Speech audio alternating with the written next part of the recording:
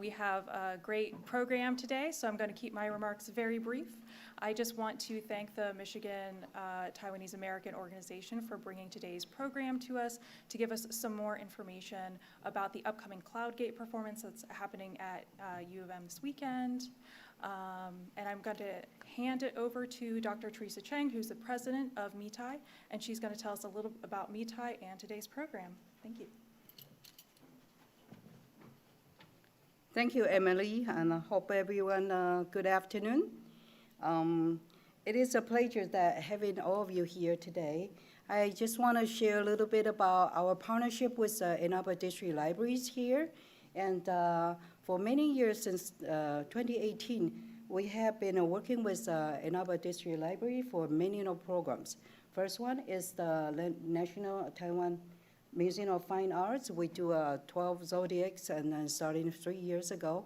And we have been doing these, and people are able to borrow these to take home to display for 2 months. So a total of 16 art prints going out to everyone every year. So 48 prints is going out already. So we're really happy about that. We also done a lot of puppet shows.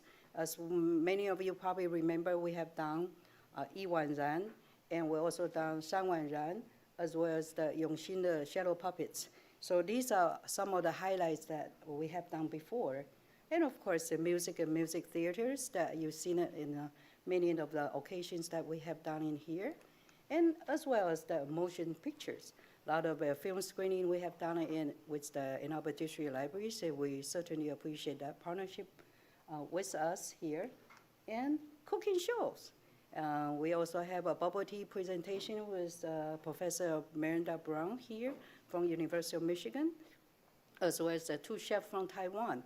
And most recently, Dr. Wan Tai Xu, as well as Terry, came over last week, and we did tofu pei mei presentations. And we'll have a more series coming up pretty soon, too. Also, event, this is very important. We did that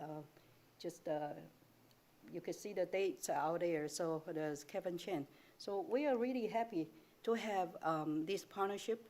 And I want to introduce Justine that, from UMS coming over here. We want to thank her to be here. And if you are interested in any one of you interested in bringing in some of these programs to your community, please feel free to talk to me afterward. Next, Amy and Kim will introduce us to Taiwan in a nutshell.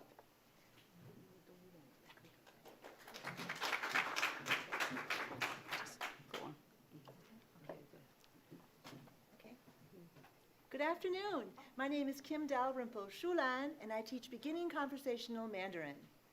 Hello, I'm Amy Situ, a founder of MiTai and the current secretary. This is Taipei's beautiful 101 building. It's a symbol of Taiwan. Taiwan is one sovereign country with one national health system. Taiwan's population is 23 million. That covers 2 states, Michigan and Illinois. Okay, so a lot of people. Taiwan has 3 major dialects, Mandarin, Hokkien, and Hakka. You will hear announcements broadcast in English and these 3 dialects wherever you go in Taiwan. 4 decades of TSMC. That is the major computer chip producer in the world. Okay, it has a foothold in Arizona.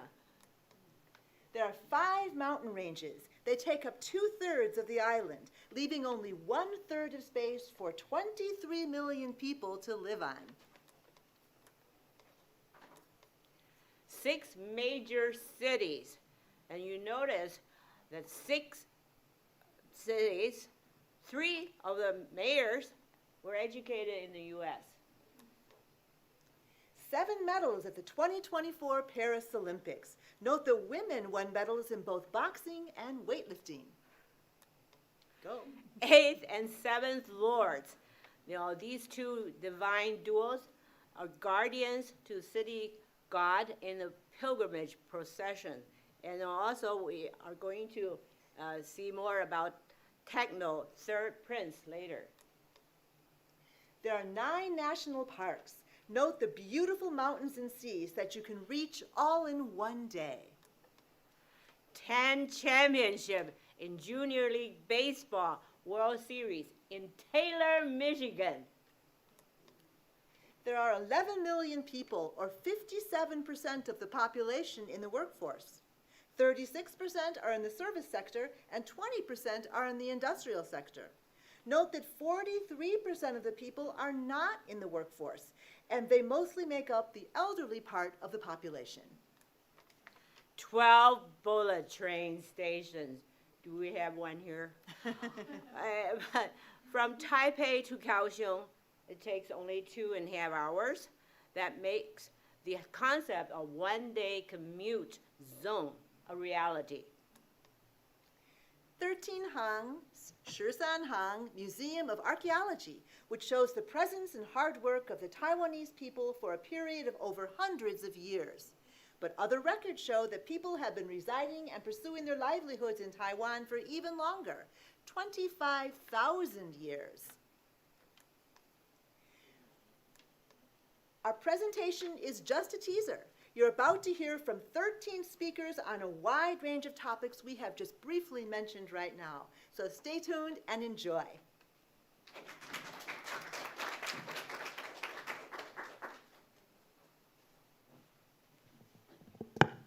Hi everyone.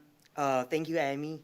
My name is Zaire, and I just graduated from the University of Michigan, and I'm now working with the university as a program coordinator at the Center for Emerging Democracies. And today I'm going to talk a little bit about who are Taiwanese. The main idea here is that it was in a class. Have anyone here ever heard about something like the genetic test or something? Everyone heard about that? Yeah, just you send your sample back to the hospital, and then they will do your genetic test, and then for you, and you will know who was your ancestors, and then where did it come from. In this course, when we are talking about the ethnicities and identities, the professor talked a little bit about where did she come from. She's I'm totally an American. But actually, you know what? When I did the genetic test, it shows that I am actually an Irish. It's I have never been there before. So that is a problem. Even if you got this gene, does this mean that you are these people? Will you identify yourself as these people? So we'll be talking about the concept, who are Taiwanese? So for the Taiwanese people, it's just a very, very brief introductions of the Taiwanese people. I promise you, it will not be very complicated. Just forget about this slides. You will just this from a very basic Taiwan Studies 101. So the Taiwanese, we have the indigenous people, aka the Formosan. It takes 3% of the island's population, and then the most interesting part is that they are the Austronesians, which means they have very, very, there are many, their relatives in the Pacific Oceans, and then we are the northern part. Some studies just show that we are the people of the Austronesians were spread out from Taiwan. And then we have 16 officially recognized indigenous people of Taiwan. Okay, then we have the Taiwanese Han people. But when I'm talking about the Taiwanese Han people, people are saying wait, we were hearing some people saying the islander and the mainlander. What's the difference? So when you're saying the islanders, it means, so forget about the list. It's just you will only see the first two parts. So it's just before 1945, there are some people went to Taiwan in the Ming and Qing dynasty, and then they were called the islander. And after this, the people will be called the mainlander, just it.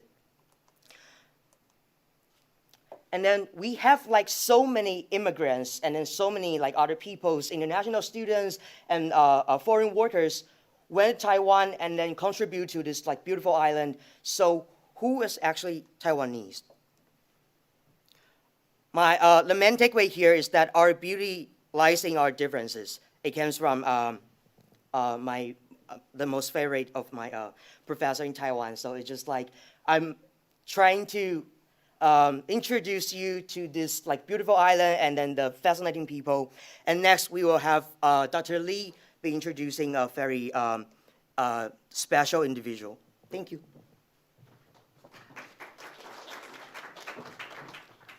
Thank you for having me. I'm very proud and happy to be here today as a plastic surgeon from Chang'an Memorial Hospital and a research fellow in Michigan University here to share you a story about the one very remarkable figure, Dr. Samuel Nodov, in our medical field. So Dr. Samuel Nodov, that he exemplified the best example for showing the power of love and dedication and also collaboration between the Taiwanese and the United States to bring and shape the modernization for Taiwanese medical society. So let's give a brief introduction for Dr. Samuel Nodov. Dr. Samuel Nodov, he was born in 1927 in Ohio State, and he studied his medical education in Ohio medical colleges. And at the year of 1954, he married his wife, Mrs.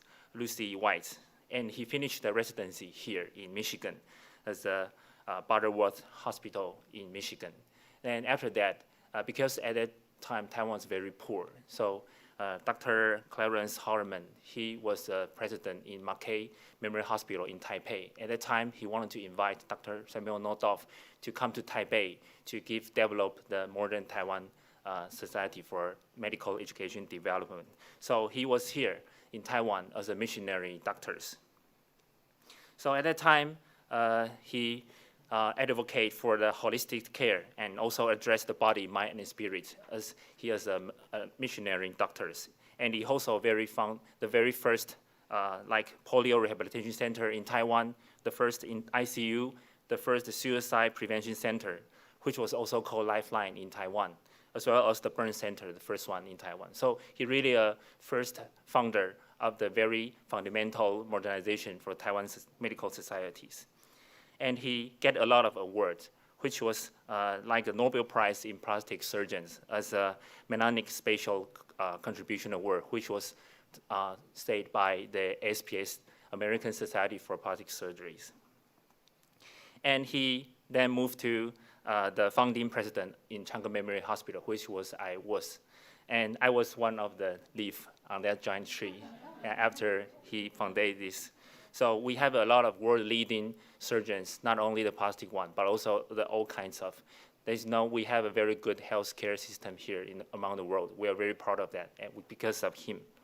So he also donated a lot of money to build the foundation of craniofacial centers that he served so many countries and served so many patients with cleft, lip, and palate patients were touching, and thank you for him.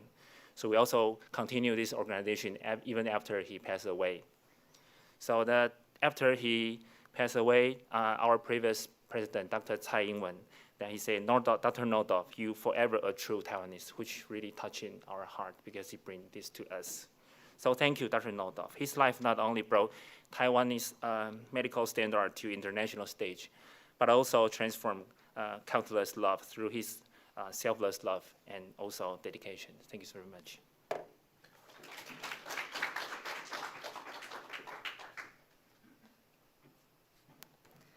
Thank you, Dr. Lee. Dr. Nodov lived in Taiwan for over 30 years, revolutionizing healthcare. So now let's shift gears to hear personal stories from two students who study abroad in Taiwan. So hello everyone, 大家好，我是张香华 Melanie Zhang from Oakland University. I established the exchange program between Oakland University and National Donghua University. So Donghua is located in the east coast of Taiwan, which is just a few miles away from the Pacific Ocean. And over there, our students take intensive Mandarin courses and participate in cultural events. And during their free time, they travel around Taiwan, which is rich in natural resources such as mountains and oceans, as well as cultural landscapes such as cities, museums, and Aboriginal cultures. Oakland University alumni Jenna and Jason participated in the Donghua program in 2022. So let's welcome Jenna and Jason to share their experiences in Taiwan.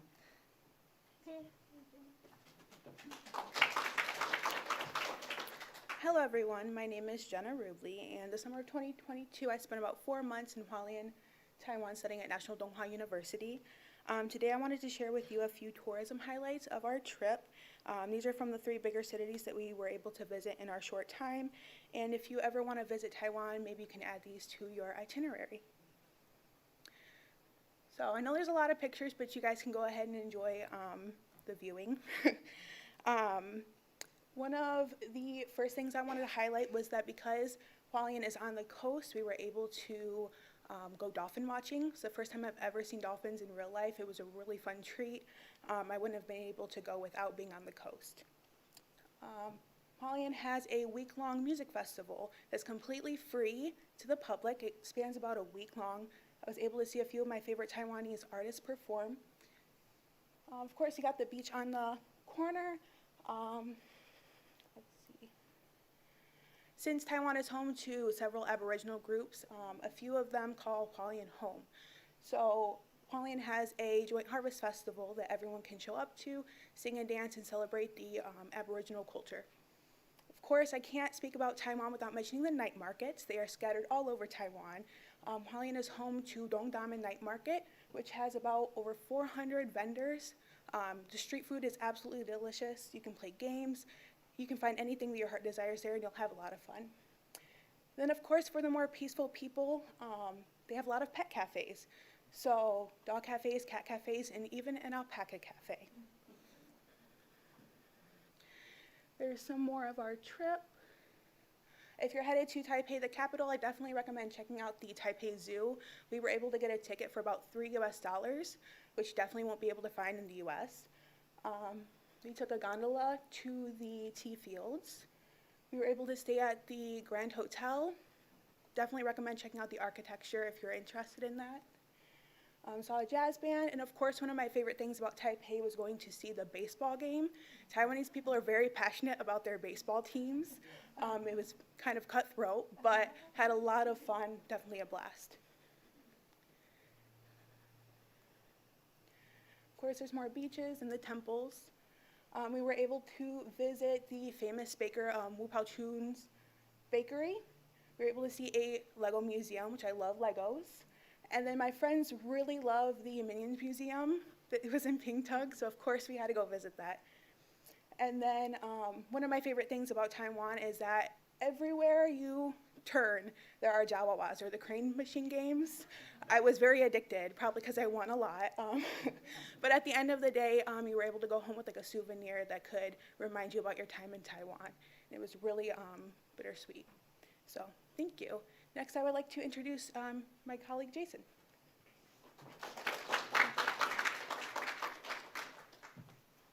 All right, Tajahao, good afternoon, everybody.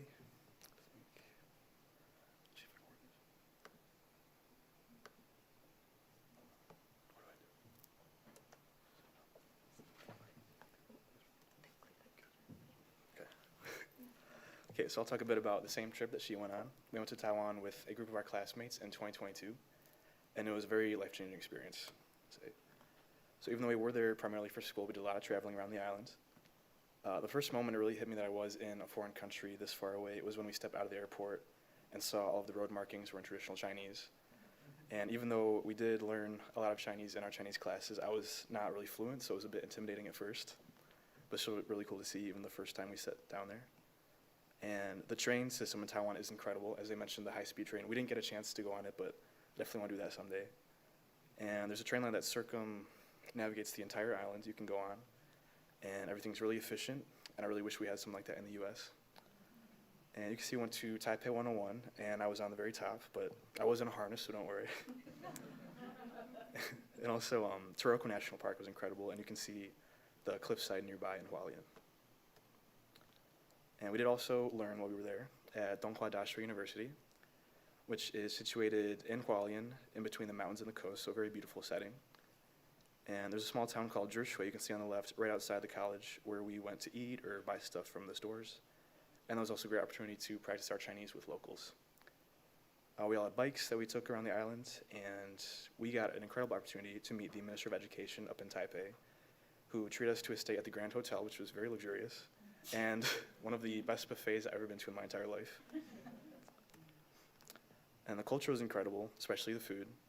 And even though we stayed in a quarantine hotel for about a week when we first got there, we were given breakfast, lunch, and dinner by the hotel. And we had danbing, which is a very good Taiwanese delicacy, I recommend, and nice teas and these little juice boxes that I loved. And we also got to see a lot of temples around the island. And I'm really interested in Buddhist culture and philosophy and the religion, so it was incredible to see how it's practiced there. We also met with some indigenous people, and you can see me trying a bow and arrow, which I was not very good with.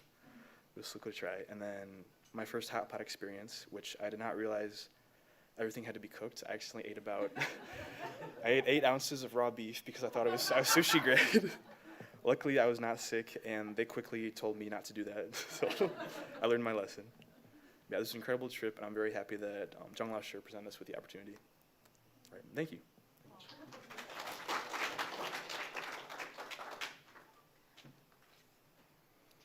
Hi, everyone. So my goal today is to introduce Taiwanese tech and how it influences you guys on a day-to-day basis. There will be someone a lot smarter than me talking about diving deeper into tech afterwards. But my goal is just to kind of introduce this idea, show you how much it really affects everyone. So although some of these companies might sound familiar, you might not really understand like how deep it really goes.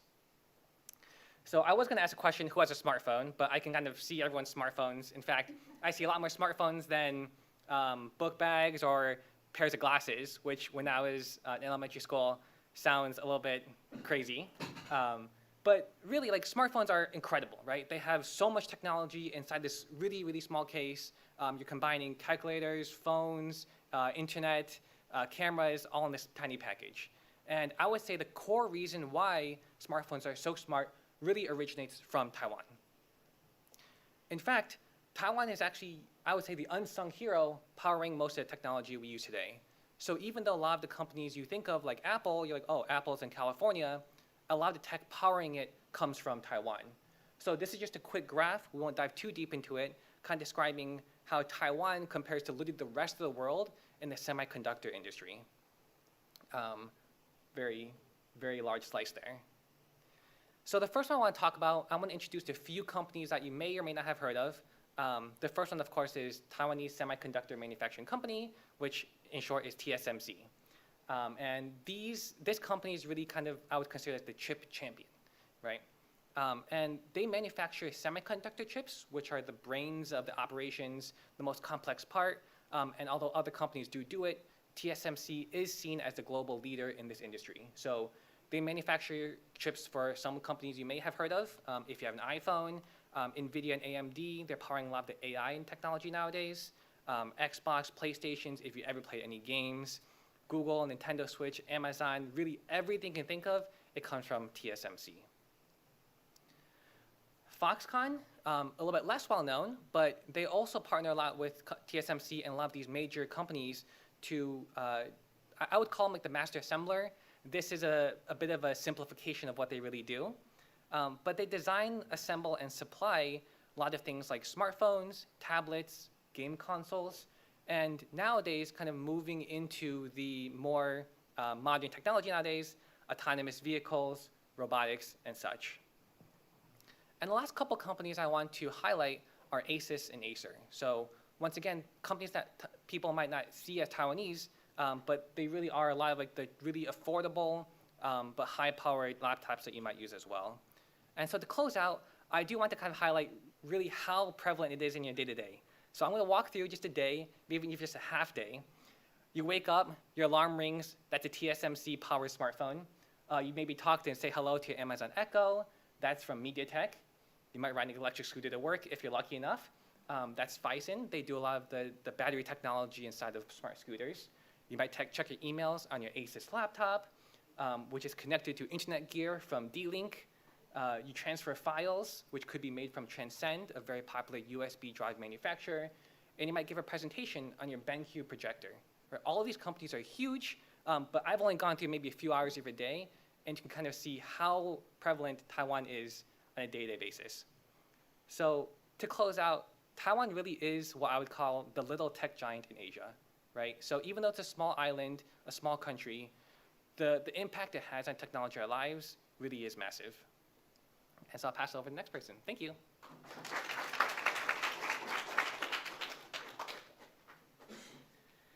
Thank you, Jeff.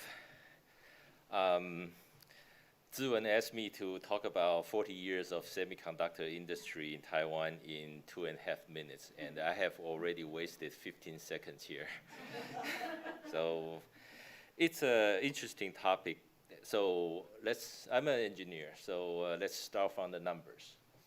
And thanks for Jeff. He has introduced us to a lot of daily life experience about the high tech. And here is the semiconductor industry in Q2 this year, right? You can see the numbers from the semiconductor manufacturing tool to the foundry and to the design companies, all the way to those who make your stuffs, like laptop, like speakers, etc. So you can see the numbers in manufacturing. TSMC certainly dominates. And even in design companies, and you know, NVIDIA founder is from Taiwan, and he has set up a design center, AI design center in Taiwan. The most important thing is actually here, the last one.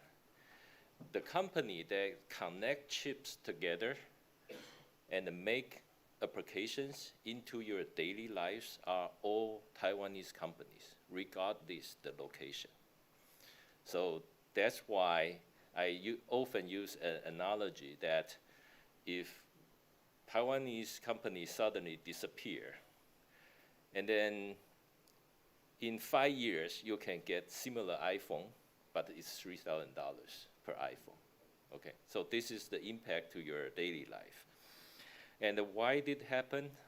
What happened in the past in the semiconductor industry is that in 1970s and 80s, there are many visionary government leaders paved the road, and they sent a lot of good engineers to U.S. Actually, it's in Findlay, Ohio, to get trained. And we have established the solid educations, especially in electrical engineering, material science, chemical engineering, computer science, etc. And as far as I know, several European countries and Singapore and China try to copy the same model, but not really successful.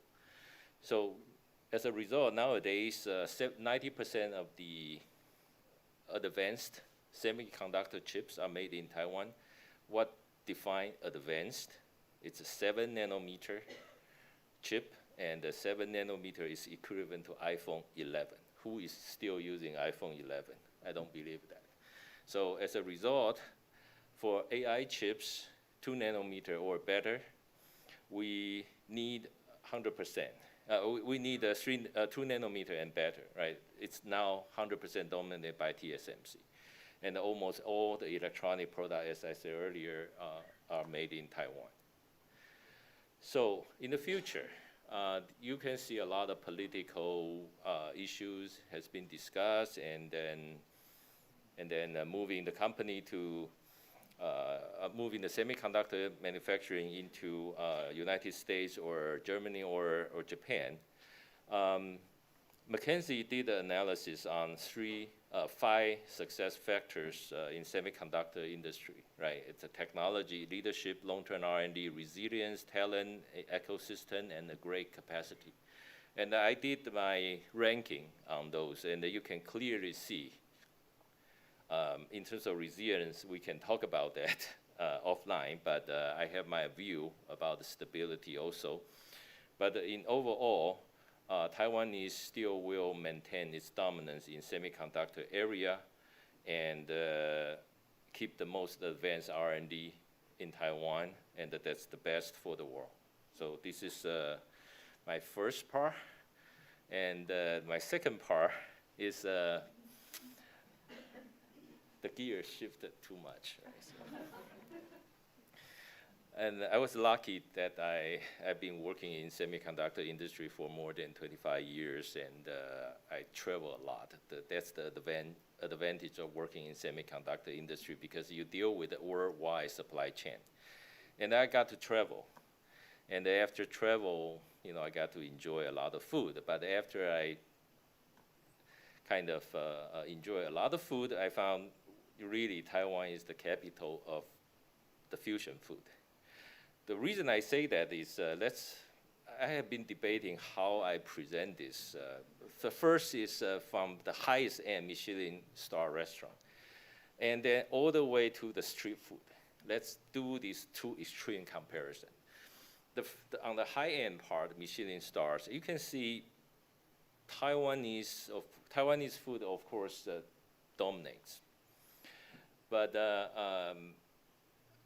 traditional Chinese, like Cantonese or Huaiyang dishes, like Eastern China, Shanghai dishes, are kind of start shrinking.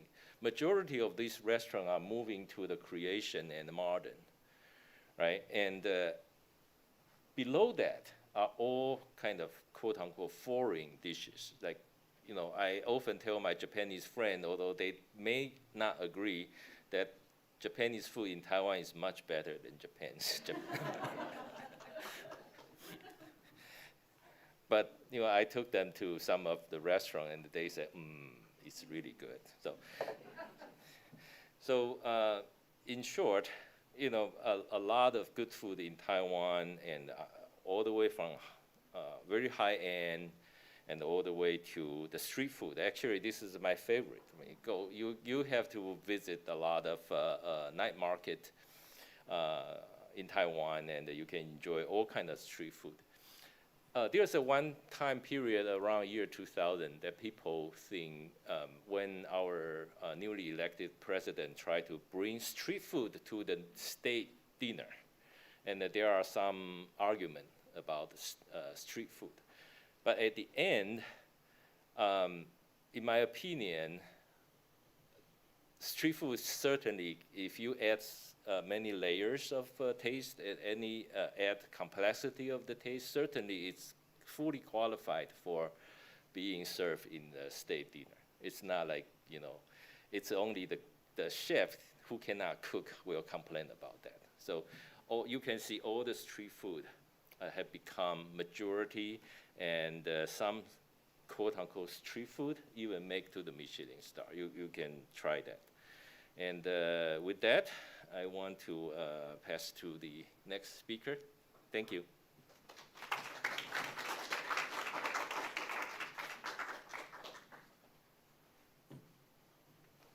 Hello, everyone. So my name is Raymond. I'm currently pursuing a dual PhD in Asian languages and culture and anthropology. So aside from food, Taiwan's multidimensional culture can also manifest itself in religious practices, which is the topic of my talk today, Taiwanese popular religion. So let's get started.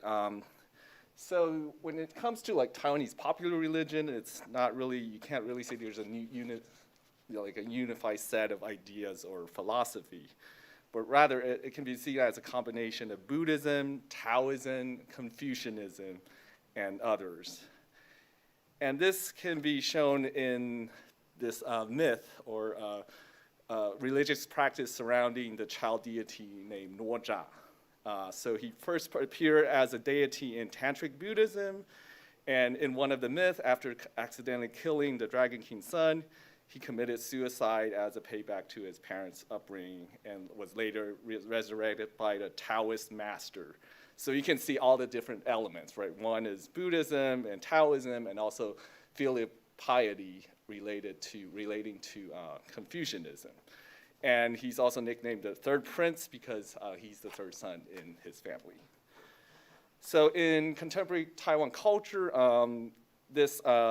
the religious practice surrounding Nuoja or third prince is in the form of deity puppet. So It's traditionally served as a divine protector of a traveling god icon in temple procession. And on the puppet itself, it's actually, it has a lot of these features like of the deity, these childlike features, as you will see, like trendy sunglasses, white gloves, and techno music.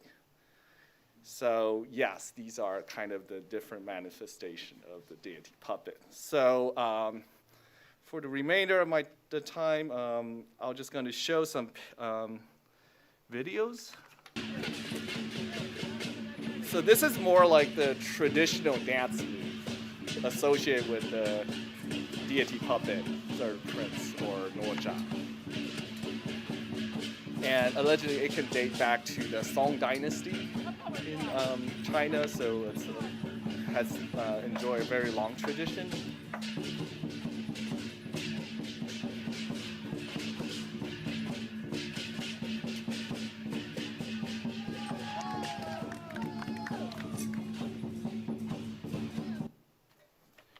All right, and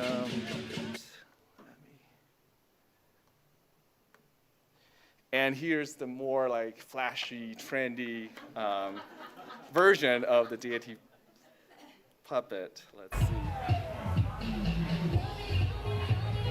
So yeah, this one is mixed with Japanese anime like music, and it can also combine with like K-pop and also like Taiwanese mando pop, like different forms. And yeah, so it's just really fun. If you ever come to Taiwan, do go to these kind of temple festivals. It's a lot of these different fun elements. Yeah, so okay, so that's the end of my presentation. Thank you so much.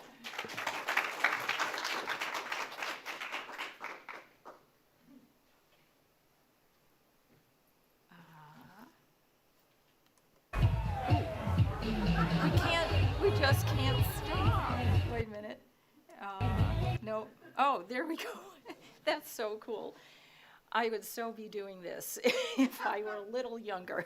So my name's Carol Stepanchuk. I'm the outreach contact for the Center for Chinese Studies and the Stearns Collection of Musical Instruments at the University of Michigan. And we've had so many connections with Mitai over the years. And I was really fortunate to have a trip to Taiwan this last May. And a lot of these images are from that trip. But this is a remembrance, so I almost feel like it should have preceded yours, Raymond. So anyway, let's go back a few decades. So my story actually begins with my first out-of-country trip to Taiwan. Fresh out of college, I was a Chinese language undergrad, culture major, and I went to Lugang. This is a port city in Taiwan, known for its traditional temples, and traditional culture. And I was working at the Lugang Folk Art Museum, and I was translating into English everything they had inside, with puppets and paintings and clothing and furniture. And what I didn't know was that every few days there would be this incredible layout of fruits and pastries. And so I'd ask the staff, what's this all about? And they would say, oh, it's bye-bye. And I had no idea what that meant till I got that calendar in the center, and that really gave me a day-to-day look at what was happening. It gave me the pulse of Taiwan. It had a key to finding, looking at new moon and full moon, you could find the birthdays of various deities, historical figures, mythical beings, and then, of course, the famous 4 festivals, New Year, Qingming, Duanwujie, and the Moon Festival. And then you go to the festivals, and they're so, sorry about the pronunciation, but now, right? Just chaos, cacophony in the best way. And there's no word in English that comes close to that. So I became obsessed with temples, and it was really the incredible art. Temple as a community gathering place, as a political forum. There was total theater inside the temple and outside too, puppet shows, opera. And all of the art, of course, has a special meaning. The iconography has a special code, and a lot of it could be looked at as civil and military symbolism. So when you enter the temple, you have these fierce protectors of the door. You might see a civilian officer wearing official cap and gown, or a military general with lance and halberd in hand, and that would represent the civil and military, realms of government. Or you might have martial acolytes to the main deities, and symbolic protectors like the lion that would ward off anything negative.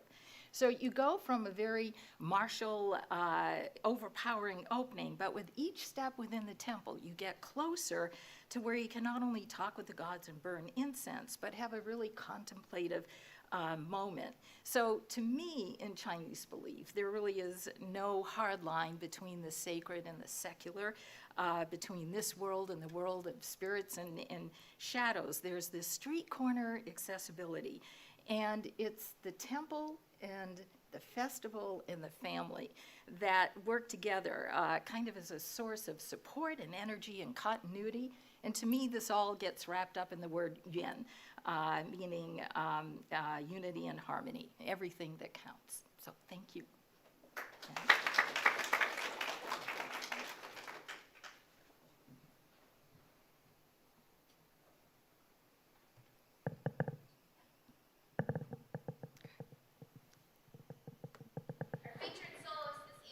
Alright, hi guys, my name is T.Y. Chang, and I just graduated from Pioneer High School last spring, and now I'm a student at the University of Michigan.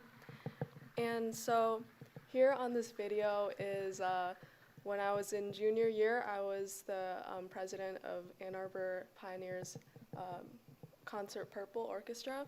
And so the story behind this is that one day we were trying to decide on what piece we wanted to play for our spring concert, and at the time I had just gotten chosen to represent Michigan in an English teaching program in Taiwan. So I told everyone, hey, why don't we play this traditional Taiwanese piece? And so here's our performance. So this piece I was very familiar with since I was playing the sheng ever since I was really little. This video here is from when I was learning Chinese music in Taiwan whenever we would head back.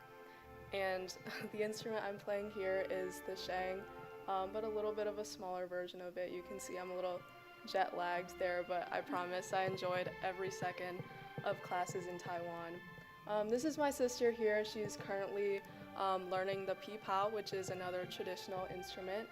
And she plays the oboe at Slauson Middle School in her band. And back there was my grandpa. He would always ask me oh, so when are you gonna perform for us? But at the time I wasn't that great because I was really little and I just started learning the instruments. And yeah, here's our live performances. But unfortunately, 2 years ago in junior year, it was actually the night right before this performance. My grandpa had to undergo surgery, and that night I remember my dad had to rush back to Taiwan because the surgery didn't go great, and unfortunately he passed away that night. But that performance right there was a very nice farewell to him, and yeah, I can now say that I think, my grandfather would be very proud at how far I've come with my traditional Taiwanese music, and yeah, that is my presentation. There's my sister playing the pipa. Yeah, this winter break they're going back to Taiwan, and she's going to learn some more of that. I can't make it, unfortunately, this year because I just started as a freshman at U of M, so I have so much homework. But I wish I could join them there, and yeah, I know they'll have a great time. Thank you.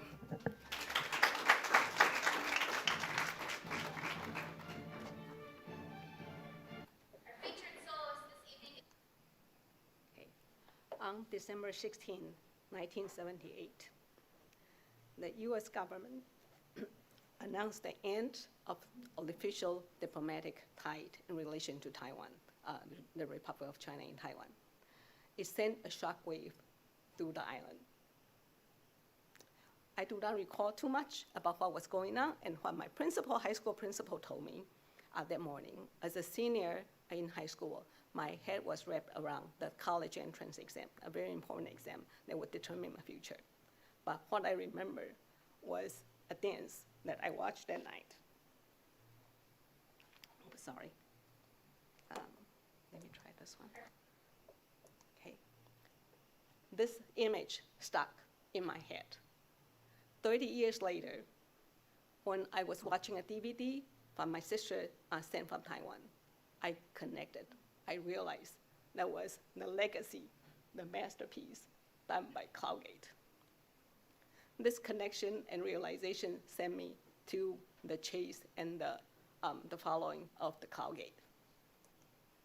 So I came to realize Cloudgate was founded in 1973, and it was founded by a writer named Huai Min.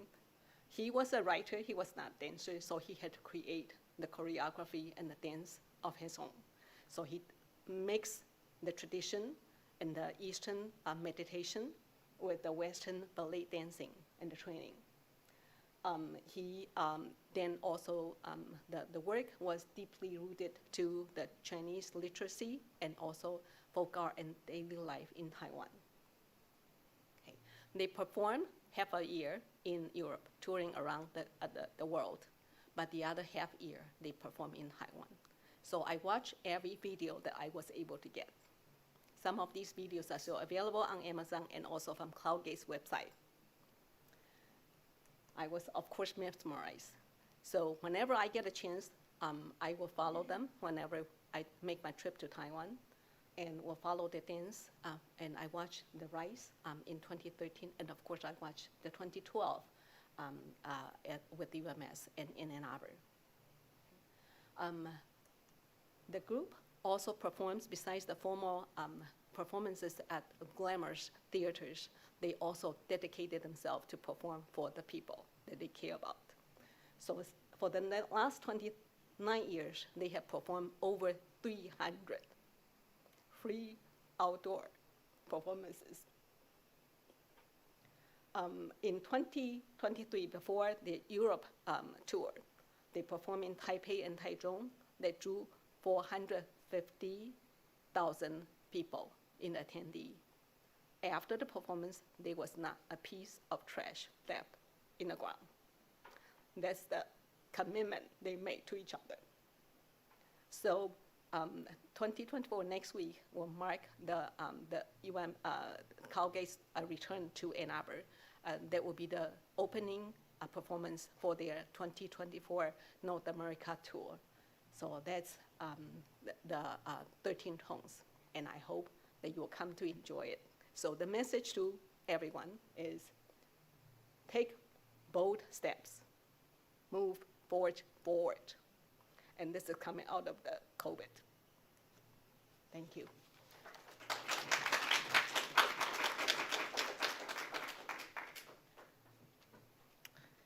My name is Peggy Chu. I'm a volunteer at MITAI. I also work Oakland U as my daytime job.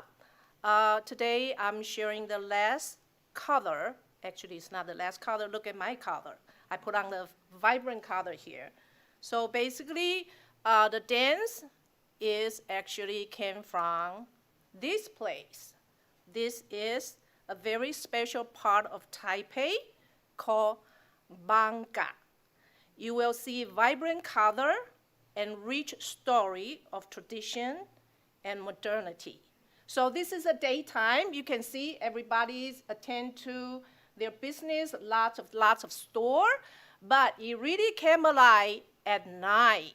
That's where more people show up, okay? So in the performance, you are gonna get the feeling they are all in black, and you wonder why. Well, because it started in the night market.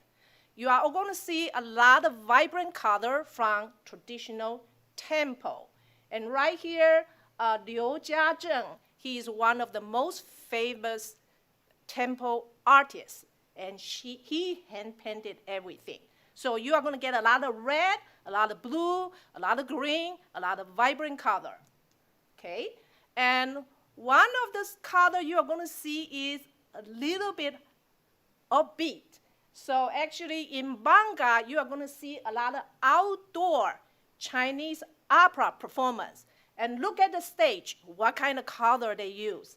Not traditional color, it's more Florence color, okay? Because at night, it really shines.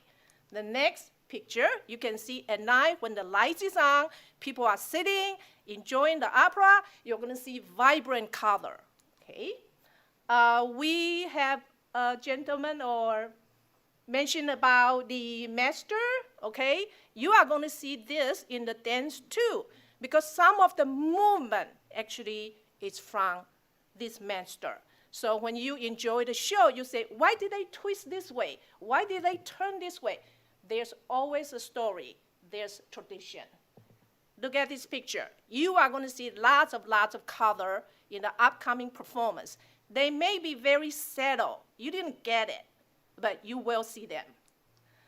You are also going to see a lot of chanting coming up in the backdrop.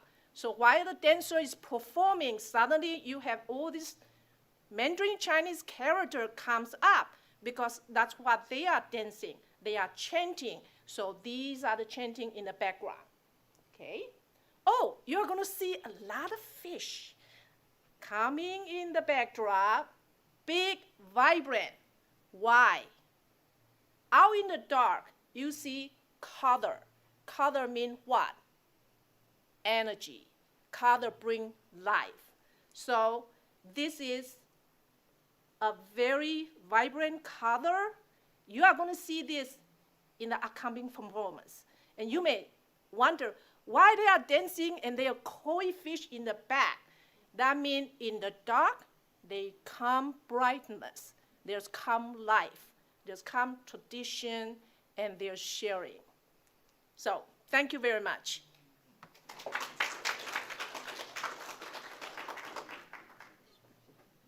So the show is coming this weekend on Saturday and Sunday. If you haven't gotten the tickets yet, go ahead and buy it right now because it's almost sold out.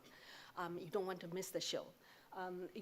Like when Peggy had mentioned, you're going to see many, many different colors and elements that throughout this presentation, and you might recall what's going on and then have a better, hopefully, appreciation of the show. This will end the talk formally. In the end, I have one more video to show you. This is a recording of a dancer and a choreographer who is actually right now reside in London, and but she wants to participate in this talk. Hello everyone, my name is Amber Kao, and I am a musician and choreographer based